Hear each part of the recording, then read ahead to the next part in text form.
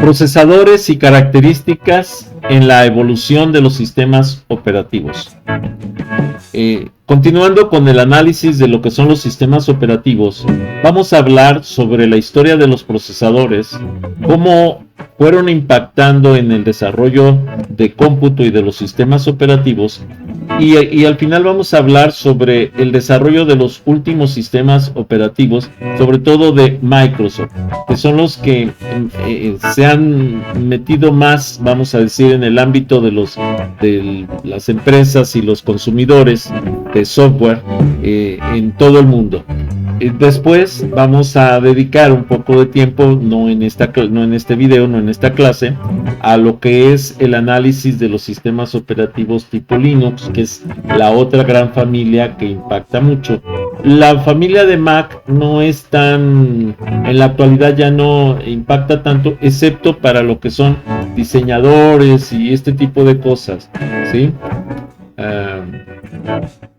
Me comenta que no puede iniciar salida, pero al parecer sí me está mostrando que está bien. Espero que se esté grabando correctamente, porque me está marcando que sí está trabajando, aunque me dio una leyenda por ahí. Hago la aclaración de que esta grabación se está haciendo directamente frente a grupo, por lo que cualquier comentario o duda les voy a pedir de favor que puedan externarla, ¿ok? Comencemos. Si no te has suscrito, suscríbete a mi canal, regálame like, regálame comentarios, solicita nuevos temas para los videos, bienvenido. Si te es posible, dona, cualquier donativo es bueno, recuerda, no hay donativos pequeños, apoya mi canal. Procesadores y características en la evolución de los sistemas operativos. En 1971 se lanza a nivel mundial el primer procesador, ¿sí? Y fue lanzado por Intel. El primer procesador lanzado por Intel, que lo pueden ver con una fotografía aquí, que tenía una cubierta incluso como de una tablita, y bueno, esta era la estructura que tenía. Era el procesador Intel 4004. Es el primer microprocesador disponible en el mundo. Con su lanzamiento en 1971 sentó las bases del camino de la computación moderna con microprocesadores, los cerebros que hacen posible casi toda la tecnología actual, desde la nube hasta el edge. Esto quiere decir que pues ya ahorita, de 1971 al 2024, estamos hablando de 53 años de existencia de microprocesadores, ya con características similares a las que conocemos actualmente. Bueno, muy limitadas en aquellos tiempos, pero características similares. La historia del procesador Intel 4004. En 1969, el fabricante japonés, ¿sí?, Nippon Calating Machine Corp, espero haberlo pronunciado más o menos correctamente, se puso en contacto con Intel para diseñar un conjunto de circuitos integrados para su calculadora de prototipo de ingeniería, la Busicom, ¿sí?, 141BF. Esto es, el procesador que estaban haciendo en ese momento no fue desarrollado para lo que era el equipo de cómputo. El ingeniero de Intel, Fagin, y su equipo adaptaron los planes originales para 12 chips personalizados y diseñaron un conjunto de 4 chips, incluyendo la CPU 4004, que respondía a ese reto. Al final, el 4004, con el tamaño de una uña humana más o menos, ofrecía la misma potencia de cálculo que el primer ordenador electrónico fabricado en 1946, el cual llenaba una habitación entera. O sea, Un solo chip que ocupaba el tamaño de una uña era capaz de tener la potencia de un cuarto completo de la tecnología electrónica de 1946. Ahora vamos a la historia del procesador que dio origen realmente a lo que fueron las computadoras personales, el Intel 8080. En 1973, Fagin se convirtió en el manager a cargo de todas las actividades de diseño de circuitos integrados, incluyendo los MOS,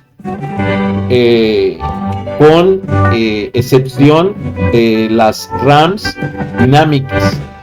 Eso no estaba en su responsabilidad dentro de Intel. El Intel 8080 fue un microprocesador temprano diseñado y fabricado por Intel. Ojo, no solo era esa empresa la que fabricaba procesadores, estaba ya en la competencia AMD, estaba ya en la competencia Cyrix, ¿sí? Que eran empresas que eran empresas chinas, japonesas, coreanas, ¿sí? Que competían directamente con Intel. Sin embargo, era como una carrera de ver quién sacaba la mejor tecnología lo más pronto posible. La CPU de 8 bits fue lanzada en abril de 1974, ¿sí? Corría a 2 MHz y generalmente se les consideraba el primer diseño de microprocesadores verdaderamente útiles, o sea, que podían ser utilizados para las computadoras. Varios fabricantes importantes fueron segundas fuentes para el procesador, entre los cuales estaban precisamente AMD, Mitsubishi, Natsemi, NEC, Siemens y Texas Instruments. También en el bloque oriental se hicieron varios clones sin licencia en países como la Unión de Repúblicas Socialistas Soviéticas y la República Democrática de Alemania. O sea, había una competencia, se puede decir, feroz para tratar de ganar la supremacía a nivel mundial con respecto a lo que eran las tecnologías de lo que eran los chips o procesadores, chips de procesamiento. Muy bien, continuemos. En 1900, para la historia del procesador de Intel, el 4004, en 1969, esto ya lo habíamos comentado, déjenme ver por qué lo tenemos aquí, creo que se repitió, sí. Ok, continuamos de hecho entonces. Voy a avanzar. Ya. En 1974 se construyó una PC utilizando el 8080, o sea, el nuevo procesador de Intel, que era este tipo de procesador. Intel le pidió a uno de sus consultores, Gary Kildall, que escribiera un sistema operativo. Él y un amigo construyeron un dispositivo controlador para el disco flexible de 8 pulgadas y conectaron el disco con el 8080. O sea, en primera instancia, este dispositivo, este procesador que después se incorporaría a las primeras computadoras personales, fue utilizado como controlador lector de discos flexibles de 8 pulgadas. Que eran los más antiguos que había, los de 8 pulgadas, después siguieron los de 5 pulgadas un cuarto y después los de 3 pulgadas y media. Después ya vinieron las memorias SD, pero es otra cosa. La cuarta generación, de 1980 a la actualidad, Las computadoras personales. En esta generación se usaron los microprocesadores en las fabricaciones de las computadoras y se produjeron las computadoras personales o PCs. Los sistemas operativos cuentan con más interacción con el usuario y utilizando iconos, menús, gráficos, etc. Bueno, decíamos de esta cuarta generación, con el desarrollo de los circuitos integrados de gran escala, lo que se conocía como LSI, Large Scale Integration, integración a gran escala, que contienen miles de transistores en 1 centímetro cuadrado de silicio, ¿sí? Y es lo que se conoce como chips, que es como lo tenemos aquí en pantalla, que son chips. Nació la era de la computadora personal. Fue como fueron empezando a evolucionar esas computadoras.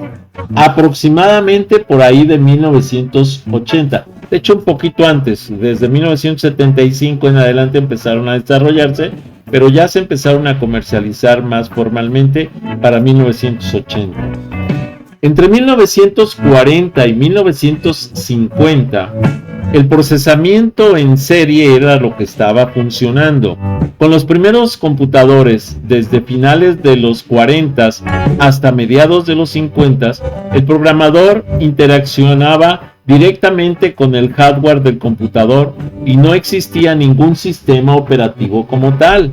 O sea, era una interacción directa con lo que era el hardware. Estas máquinas eran utilizadas desde una consola que contenía luces, interruptores, algunos dispositivos de entrada y una impresora, por ejemplo. Obviamente una impresora muchas veces electromecánica, no electrónica, sino electromecánica principalmente. Después fueron evolucionando, obviamente. El programador examinaba los registros del procesador y la memoria principal para determinar la causa del error.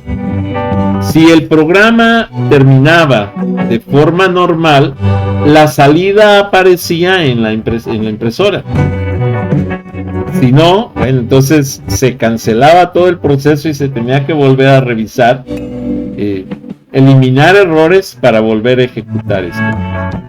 Estos sistemas iniciales presentaban dos problemas principales. Primero, la planificación. La mayoría de las instalaciones utilizaban una planilla impresa para reservar tiempo de máquina. Un usuario, al obtener una hora, por ejemplo, y si terminaba en 45 minutos, esto implicaba que se malgastaba ese tiempo, ya que como se le había asignado una hora, no se podía reasignar ese tiempo para otro usuario. El tiempo de configuración. Un único programa denominado trabajo, por ejemplo, podía implicar la carga en memoria del compilador y del programa de lenguaje de alto nivel, programa de código fuente, y a una continuación de la carga y el enlace del programa objeto y las funciones comunes, y todo esto se llevaba muchísimo tiempo para poder lograr la ejecución de ese programa. Cada uno de estos pasos podían suponer montar y desmontar cintas o configurar tarjetas para poder llevar a cabo la ejecución de los programas. Para 1960, los sistemas en lotes eran, bueno, sencillos, se dice. Parece ser que el primer sistema operativo en lotes fue desarrollado a mediados de los años 50 por la General Motors para el uso de la IBM 701, conocido como la WI Z81. Que sería el Waze 81. El componente fue subsecuentemente refinado e implementado en la IBM 704 por un número de clientes de IBM. O sea, fue creciendo la industria de un sistema controlador de recursos, que en aquel momento incluso ni siquiera lo podíamos llamar sistema operativo.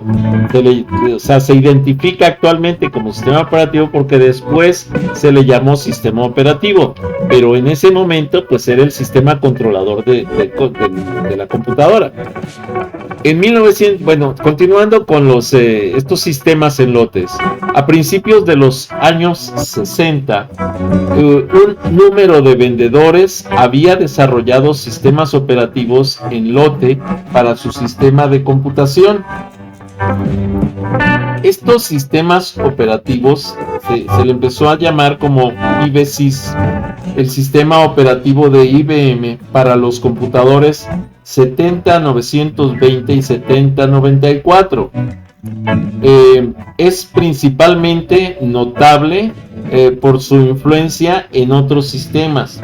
O sea, ya empezaba a manejarse el nombre del sistema, ¿sí? Pero era el sistema controlador, el sistema operador, el sistema de cómputo, pero todavía no estaba creado el concepto de sistema operativo. Para 1974, Kildall escribió después el sistema operativo conocido como CP/M, que era Control Program for Microcomputers para la CPU. O sea, que era un programa de control de microcomputadoras, que así se le llamaba en ese tiempo, no sistema operativo. Intel no apostó mucho a las microcomputadoras, así que Kildall pidió los derechos para lo que era la CP/M. Después Kildall forma una compañía específica llamada Digital Research para desarrollar y vender el CP/M, pero ya como un sistema de control de microcomputadoras para personas o para empresas pequeñas.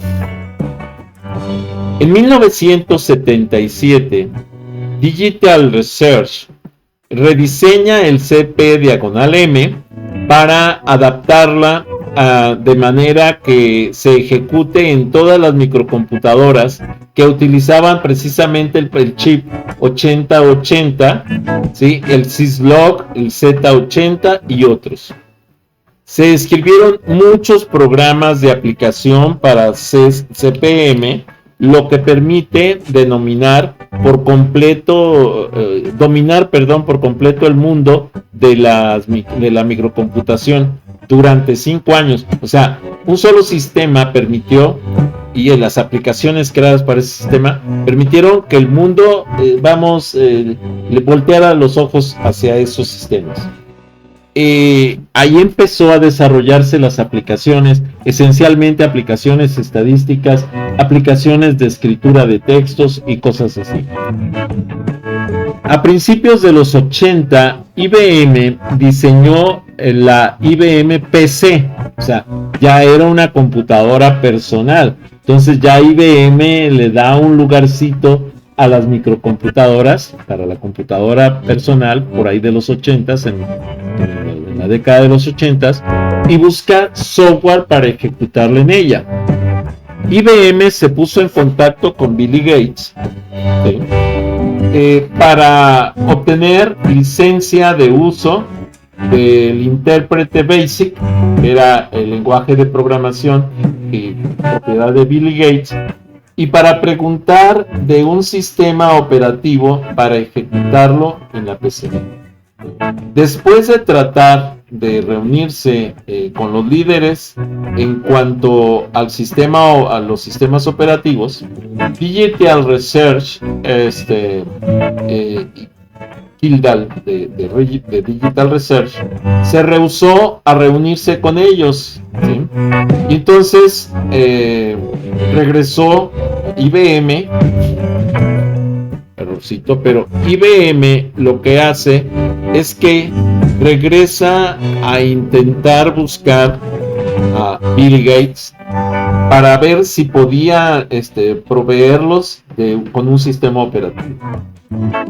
esto es parte de una historia, esto es historia real del desarrollo de los sistemas operativos.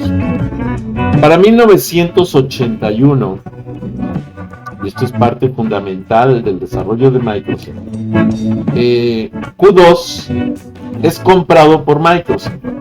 Veamos, surge Q2, que es un sistema operativo hecho por Seattle Computer Products y estaba basado en el procesador Intel 8086. O sea, ojo, ya no era el procesador 8080, ya era un procesador 6 generaciones superiores, 80 y 86. Era un sistema de 16 bits a base de comandos desarrollado en CP/M. Luego fue comercializado bajo el nombre de 86DOS. O sea, este Q2 fue modificado, adaptado y vendido después por el como 86.2.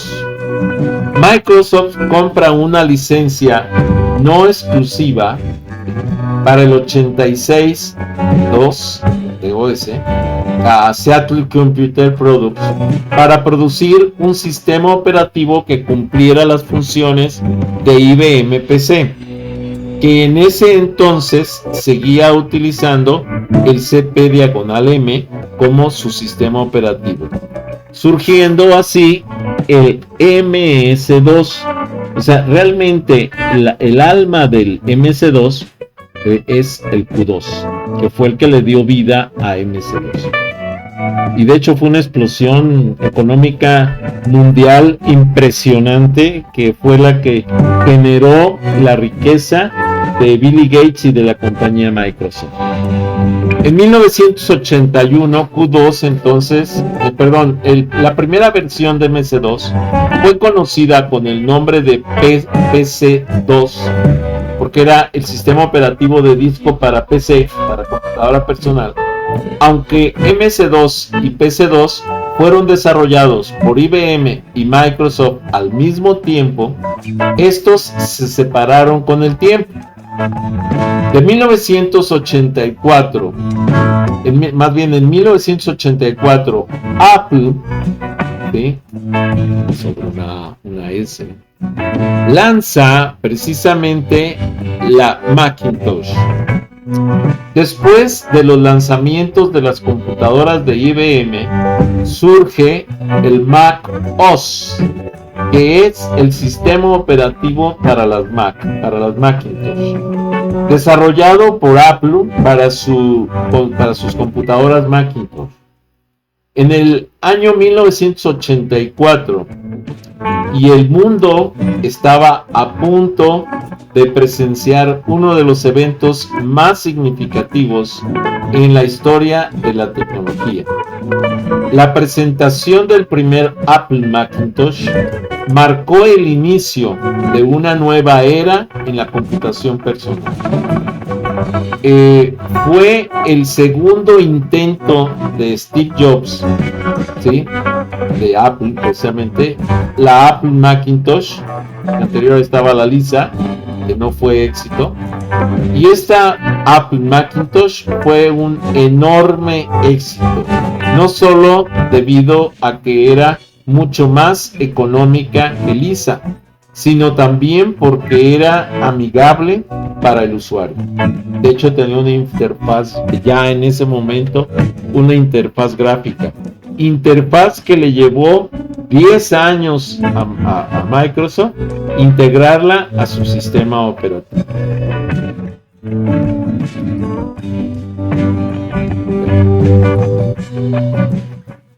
En 1992, GNU se roba la mirada del mundo de las computadoras. El proyecto GNU, iniciado en 1983, finalmente concluye ese año, desarrollando un sistema operativo Unix completo y compuesto por software libre que más adelante termina siendo el sistema operativo Linux. Eso lo vamos a ver un poquitito más adelante. Unix es más fuerte en los servidores, tanto de redes como empresariales, pero también está cada vez más presente en las computadoras de escritorio, en especial en los países en desarrollo o que desarrollaron con rapidez la tecnología, como lo fue la India y China. De hecho, en países como Cuba, como China, como la India en algún periodo, estaba prohibido utilizar Microsoft. Y entonces tenían que irse a GNU, esencialmente Linux. En 1993, Microsoft lanza la familia Windows NT, que es una familia de sistemas operativos producidos, de Windows, producidos por Microsoft, obviamente, de la cual la primera versión fue publicada, ¿sí?, en julio de 1993, que es compatible con Windows 95 en cierto nivel, pero fue completamente rediseñado en su interior. Es un sistema completo de 32 bits, ya no de 16. El diseñador en jefe de Windows NT fue David Cutler, quien también fue uno de los diseñadores del sistema operativo VMS de VAX, por lo que hay algunas ideas de VMS presentes en el Windows NT, que fue un Windows que mucha gente confundió con Windows de red por network, pero no, en realidad era Windows New Technology, o sea, de nueva tecnología. En 1995 Microsoft lanza el Windows 95 precisamente. De 1985 entonces a 1995 Windows fue solo un entorno gráfico encimado sobrepuesto en MS2. Ya en el 95 ya se integra el entorno gráfico al sistema. Entonces vean que desde 1984 que Apple lanza el Apple Macintosh, se tarda 10 años Microsoft en poder incorporar la tecnología gráfica al sistema para que pudiera competir contra ese monstruo que se había transformado Apple Macintosh en particular. Y eso se logra, voy a comentarlo aquí, porque Billy Gates se hizo socio de Microsoft y con eso tuvo acceso a ciertas áreas de desarrollo de Apple para poder incluir algunas partes gráficas a lo que es el sistema operativo Windows. En 1995, Windows 95, que incorporaba muchas características de los sistemas operativos y utilizaba el sistema MS2 subyacente solo para iniciar y ejecutar programas de MS2 antiguos. Incluso a la fecha tenemos lo que es la consola dentro de Windows para poder utilizar algunos procesos que tienen que ejecutarse en modo consola. En 1998, obviamente, Microsoft lanza Windows 98. En 1998, el Windows 98 aún contenían una gran cantidad de lenguaje ensamblador que los procesadores Intel trabajaban de 16 bits. Sin embargo, ya se había incorporado de lleno la tecnología de 32 bits. Microsoft, de Windows 98, fue un sistema operativo y como tal se encargaba de gestionar todos los procesos que ocurrían en el ordenador. Esta era una versión mejorada de con respecto a la anterior versión, que era Windows 95. En Windows 98 se incorporaron todas las novedades surgidas desde el 95 hasta el 98. que fueron ya pasos de tecnologías rapidísimos que tenían cambios enormes en la tecnología del sistema. En general, se trató de una modernización completa de su antecesor directo, Windows 95. Windows 98 poseía nuevos controladores de hardware y el sistema de ficheros FAT32. O sea, ya no utilizaba el anterior FAT16, que era el sistema File Allocation Table de 16 bits. Ya ahora trabajaba con 32 bits. Esa era la estructura que trabajaba el sistema.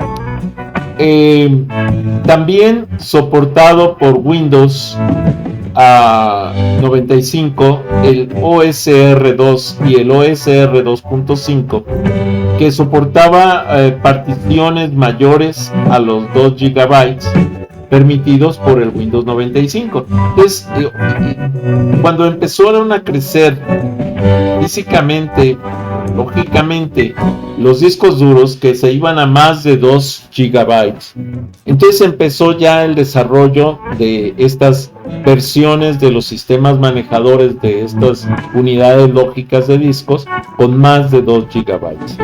El Windows 98 se transformó en uno de los grandes monarcas de la dinastía de Microsoft en sistemas operativos. Si no te has suscrito, suscríbete a mi canal, regálame like, regálame comentarios, solicita nuevos temas para los videos, bienvenido. Si te es posible, dona, cualquier donativo es bueno, recuerda, no hay donativos pequeños, apoya mi canal. Bueno, algunas otras versiones de Windows, las versiones, por ejemplo, Windows NT, cambió su nombre por Windows 2000 a principios de 1999.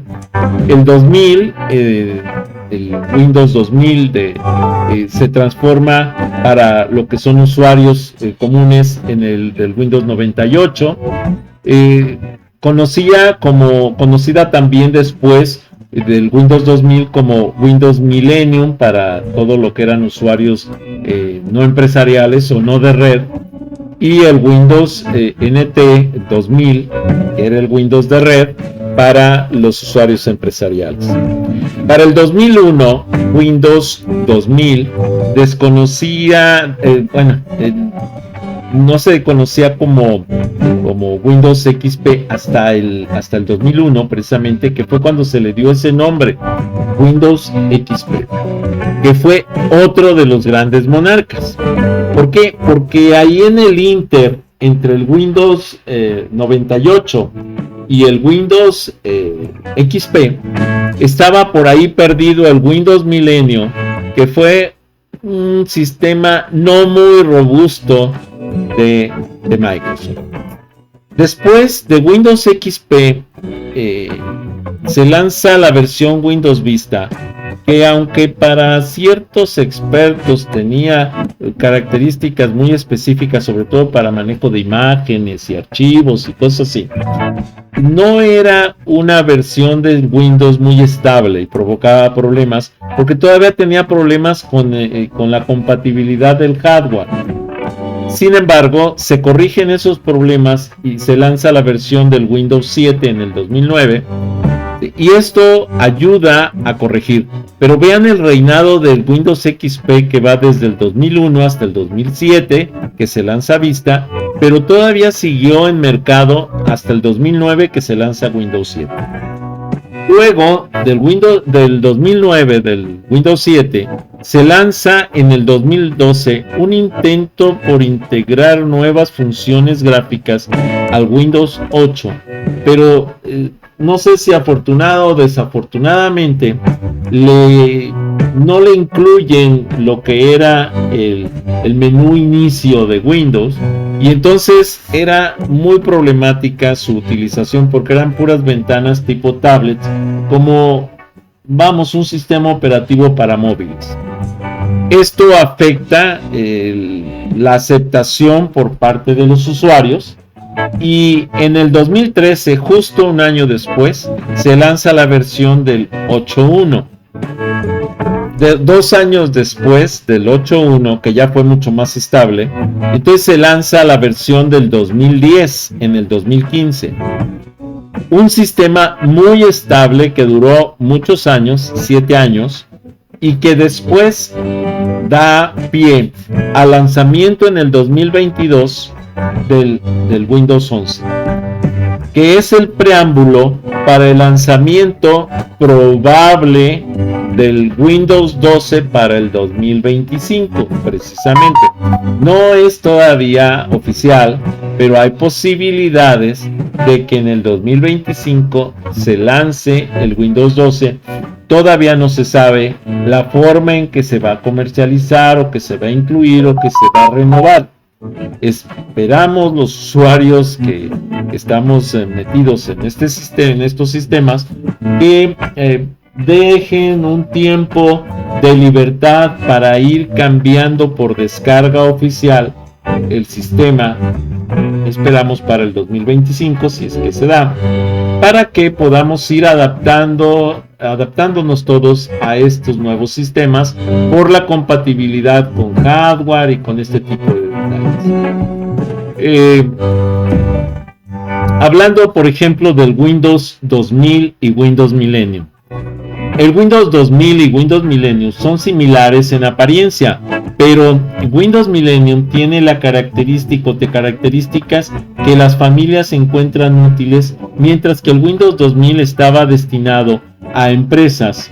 Aunque muchos usuarios domésticos también usaban el Windows 2000, especialmente después de que Windows Millennium recibió malas críticas. Este sistema operativo había sido un estándar en computadoras domésticas y empresariales, lo que hacía difícil para Microsoft abandonar por completo a sus usuarios. Sin embargo, el 11 de julio del 2006, Microsoft finalmente puso fin al soporte técnico para Windows 98 y para Windows Millennium. ¿Por qué? Porque ya estaba en el mercado el Windows XP. El Windows XP, que era Windows de Experience, XP era de Experience, o sea, no era de Extreme, no, de Experience. Es una versión descontinuada de Microsoft, actualmente ya está descontinuada, de Microsoft Windows, basado en Windows 2000. O sea, el sistema Windows XP se basaba en Windows 2000, que era un sistema operativo de red, y con importantes mejoras en su tiempo. Fue lanzado a mercado el 25 de octubre del 2001, justo un año después de que se lanzó el Windows Millennium, porque el Windows Millennium no le estaba dando el servicio a los usuarios para que pudieran continuar, o para que lo pudieran utilizar realmente o de manera efectiva. Windows XP entonces es un sistema operativo que te permite usar distintos tipos de aplicaciones. Por ejemplo, puedes usar un procesador de textos para escribir una carta, o una aplicación de hojas de cálculo para controlar datos financieros, etc. ¿Cuáles son las ventajas de Windows XP? La estabilidad. Una de las principales ventajas era la estabilidad y la confiabilidad, la compatibilidad con software, la facilidad de uso y familiaridad. Las desventajas de Windows XP: las vulnerabilidades de seguridad, porque al momento de que se prolonga la existencia de un mismo sistema operativo, se van desarrollando múltiples malwares que van a estar afectando al sistema o al contenido o la información del usuario en el sistema. Entonces, por eso es que periódicamente se están cambiando los sistemas para cambiar las estructuras y demás, y que los malwares que estaban creados para un tipo de un sistema operativo ya no sean malignos, vamos a decir así, para un nuevo sistema. La falta de soporte y actualizaciones, las limitaciones de hardware y software, porque no había mucho soporte para esas actualizaciones, los riesgos del cumplimiento y regulación. Entonces eso fue lo que afectaba el Windows XP. Para el 2007, Windows Vista, fue lanzado Windows Vista. El explorador de Windows permite ver la información de las carpetas en varias formas o varias para visitas para facilitar la visualización, según lo que más nos interese en cada momento. Podemos cambiar estas opciones desde el botón de la vista en la barra de herramientas. Windows Vista es una versión importante del sistema operativo Windows NT, desarrollado por Microsoft. Fue sucesor directo de Windows XP. Quizás eso no le permitió estabilizarse muy bien entre los usuarios, por la estabilidad tan grande que presentaba Windows XP. Fue lanzado 5 años antes, que entonces era el lapso del tiempo más largo entre lanzamientos sucesivos de Microsoft de Windows. La siguiente versión de Windows Vista, Microsoft se comprometió a proporcionar 10 años de soporte técnico del producto para Windows 7, que después se convirtió como en una norma de que el software que se lanza debe de estar soportado por 10 años para el soporte técnico. Cuando se publicó el 22 de octubre del 2009, Windows 7 fue una versión de un sistema operativo que fue lanzado por Windows en octubre del 2009 y el sucesor precisamente de Windows Vista. Tiene el número de versión NT 6.1, pero sin embargo se le puso Windows 7 como nombre, y un Service Pack y un Security Rolling Update. O sea, ya había un control de actualizaciones constantes que incluyen mejoras en la estabilidad y rendimiento, además de correcciones de errores y más soporte al sistema. Windows 8 de Microsoft, del sistema operativo de Windows 8, fue lanzado el 26 de octubre del 2012, después de varias versiones de prelanzamiento. El objetivo de Windows 8 era revolucionar el sector informático. El sistema operativo incluía el paradigma Metro, que se utilizó posteriormente en el Windows Phone 7 y la consola Xbox 360. O sea, traía, se supone, buena arquitectura para cómputo.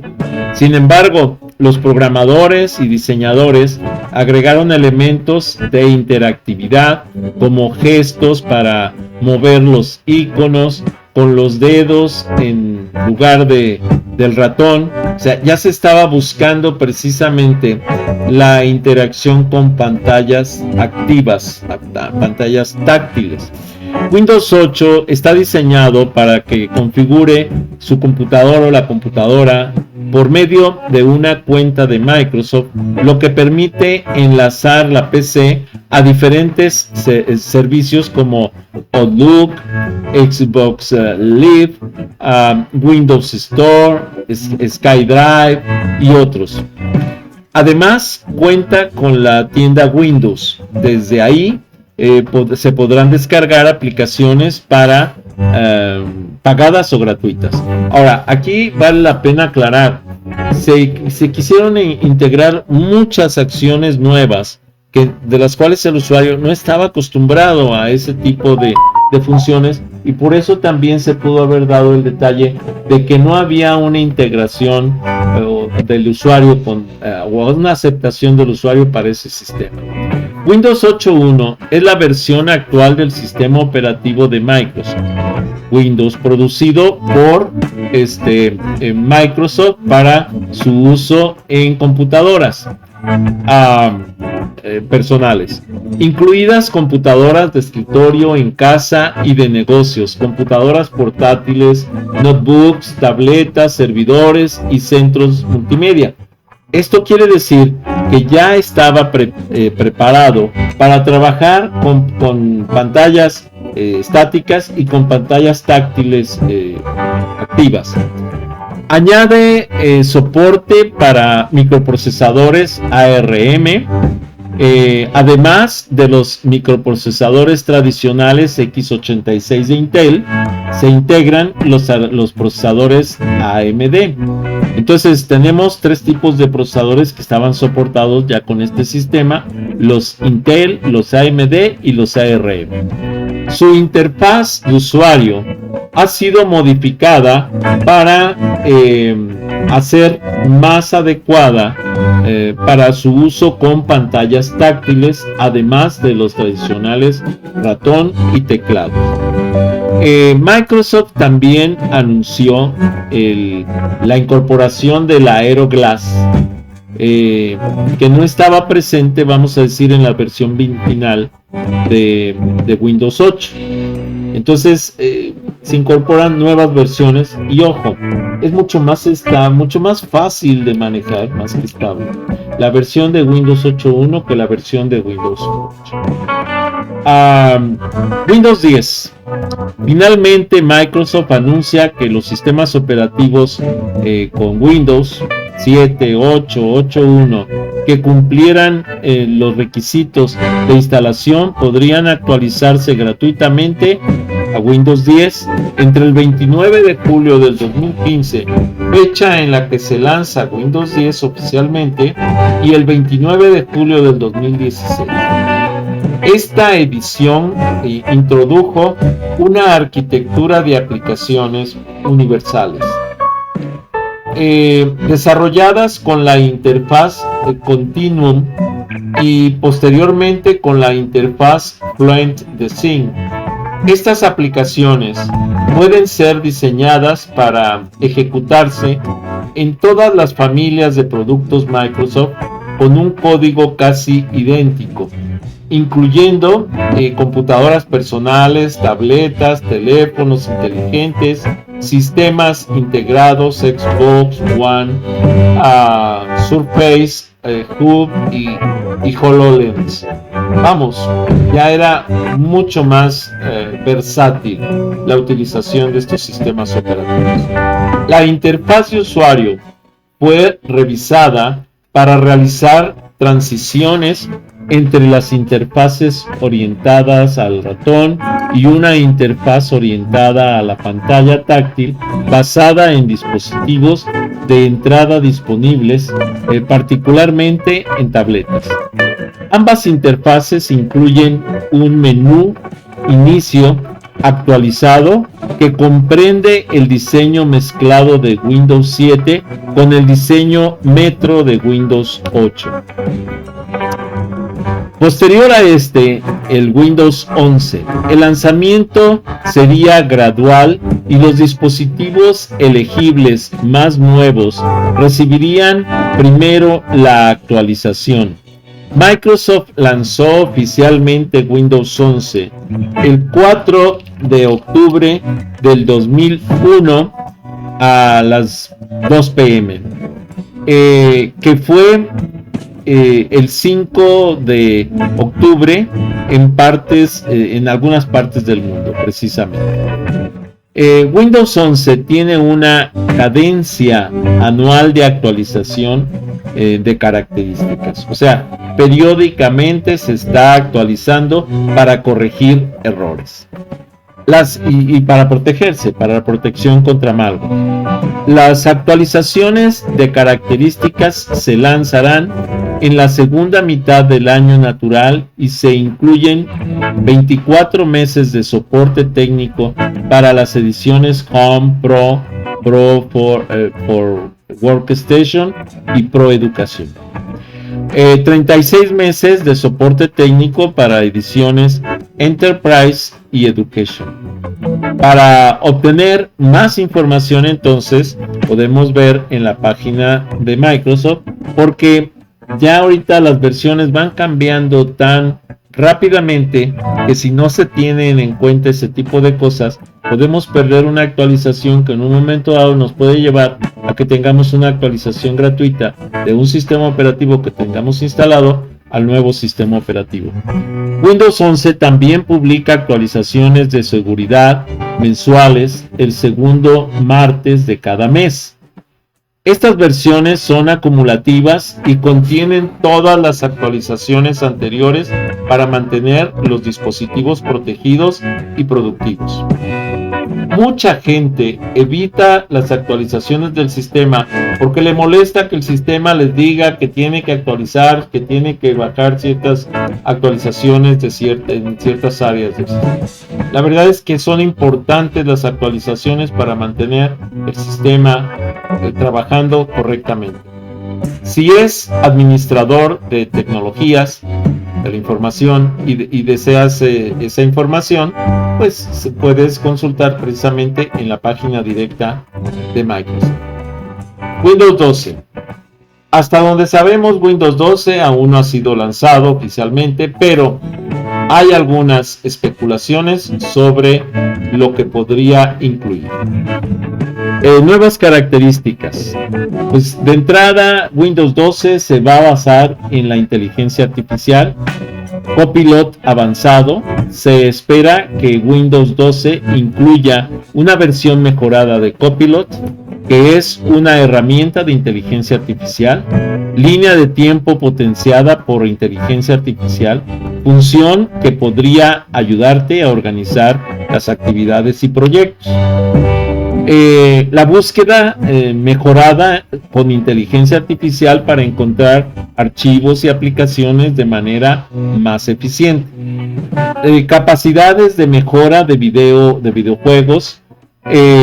Esto podría, incluso de video y de juegos por separado, esto podría incluir, ¿sí?, el escalado de resolución, algo que en la actualidad no está muy claro, pero que tenemos, por ejemplo, algunas aplicaciones que pueden generarte un escalado de una video, ¿sí?, en un monitor que incluso no soporte resoluciones arriba, por ejemplo, de 1024 por 768, que es el estándar, como en el monitor que está a mi derecha, y que lo estoy trabajando a 1920 por 1080.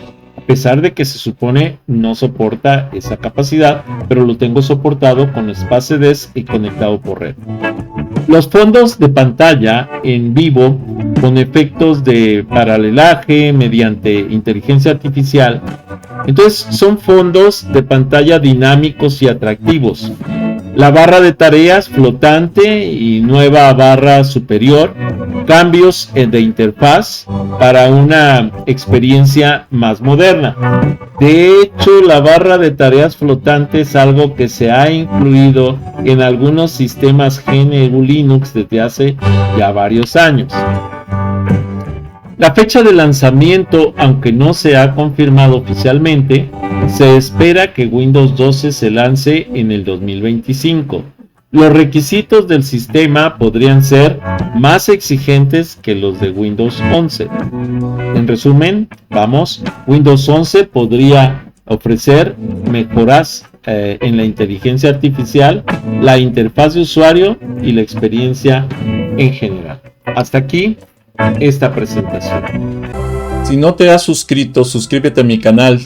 Regálame like, regálame comentarios, solicita nuevos temas para los videos. Bienvenido.